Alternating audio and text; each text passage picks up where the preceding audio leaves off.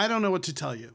This is not a good football team. The Cardinals lost to the Seattle Seahawks in week 6 of the NFL season by a score of 19-9. Now let's start with the positives. There actually were some. The defense looked good. Coming into this game, Seattle was ranked 8th in yards per game and 7th in points per game, and the Cardinals held them to 19 points. That's a good performance by a side of the ball that going into the season, fans were concerned about. The defense actually is turning out to be pretty good right now. The pass rush looked better than it's been all season. They had 5 sacks, 7 quarterback hits. Rookies Cameron Thomas and Myjai Sanders had their first career NFL sacks. Marcus Golden had a sack. Zaven Collins had 2 sacks. Now the run defense did struggle some. They gave up 97 yards and a touchdown to rookie Kenneth Walker and 136 yards total on the ground. But I'm not going to take this defense to task for that because they did a really good job putting pressure on the quarterback and they shut down the Seattle receivers. No Seattle receiver had more than 45 yards, and they gave up no touchdowns through the passing game. They held DK Metcalf to 2 catches for 34 yards, and Tyler Lockett to 2 catches for 17 yards. Overall, this defense actually played really well, but unfortunately, the offense did not keep up their half of the bargain. And as bad as the score looked, 19-9, the offense was actually worse than that, because 6 of those points came on a special teams play. The Cardinals forced a fumble on a punt play, got a touchdown, and put up 6 points, but of course, our kicker Matt Amendola missed the extra point.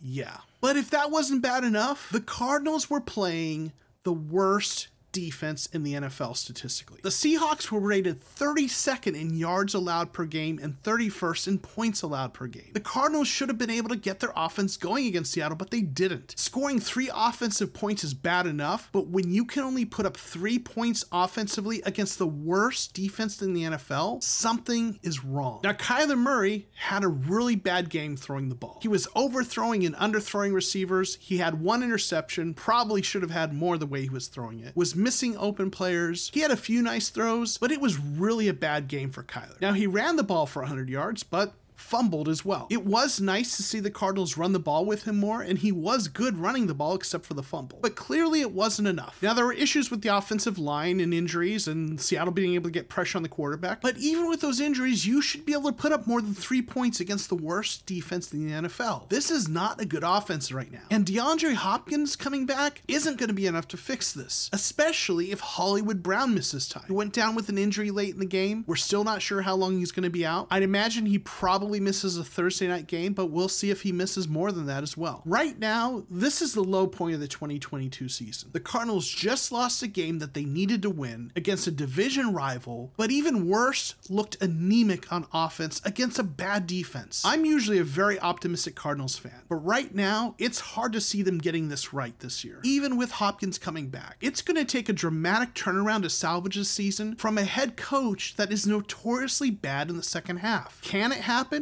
Maybe. Should we bet on it happening?